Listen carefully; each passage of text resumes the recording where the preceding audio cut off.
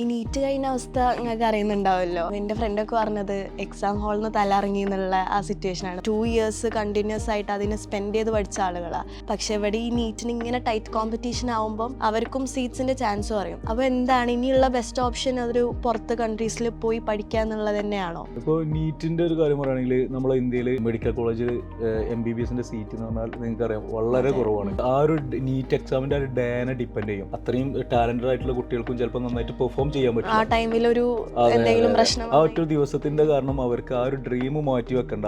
അവർക്ക് ഒരുപാട് നല്ല വെൽ സ്ട്രക്ചേർഡ് ആയിട്ടുള്ള WHO, NMC, അതുപോലെ ECFMG അപ്രൂവ്ഡ് ആയിട്ടുള്ള ഒരുപാട് യൂണിവേഴ്സിറ്റീസ് നമ്മൾ നിയറസ്റ്റ് കൺട്രീസിൽ തന്നെ അവൈലബിൾ ആണ്. ഉസ്ബെക്കിസ്ഥാൻ, കസാക്കിസ്ഥാൻ, കിർഗിസ്ഥാൻ, ജോർജിയ തുടങ്ങിയ കൺട്രീസിലൊക്കെ, മോൾഡോവ, ഈ കൺട്രീസിലൊക്കെ വളരെ അഫോർഡബിൾ ആയിട്ടുള്ള റേറ്റിൽ നല്ല വെൽ സ്ട്രക്ചേർഡ് നല്ല ക്ലിനിക്കൽ എക്സ്പോഷേഴ്സും മോഡേൺ ടെക്നോളജീസും ഒക്കെ ഉള്ള നല്ല നല്ല ഒരുപാട് യൂണിവേഴ്സിറ്റി ഓപ്ഷൻസ് അവൈലബിൾ ആണ്. ഒരു 1.5 CR ഒക്കെ നമുക്കൊരു പ്രൈവറ്റ് കോളേജിൽ അഡ്മിഷൻ എടുക്കണമെങ്കിൽ MBBSന് വരും. പക്ഷേ നമുക്കൊരു 25 ലക്ഷത്തിൻ്റെ താഴെ ഫീസിൽ നല്ലൊരു റെപ്യൂട്ടഡ് ആയിട്ടുള്ള ഗവൺമെന്റ് യൂണിവേഴ്സിറ്റീസ്, അതായത് ഈ ഒരു 6 ഇയേഴ്സ് കംപ്ലീറ്റ് ചെയ്യുന്നത് 25 lakhs താഴെ, പിന്നെ എക്സ്പെൻസ് എല്ലാം അടക്കം ഒരു 35ൻ്റെ താഴെ നമുക്ക് ഈസി ആയിട്ട് ഒരു 6 വർഷത്തെ MBBS കംപ്ലീറ്റ് ചെയ്യാൻ പറ്റും. ഒരുപാട് ഗേൾസ് എല്ലാം ഇപ്പോൾ പോകുന്നുണ്ട്.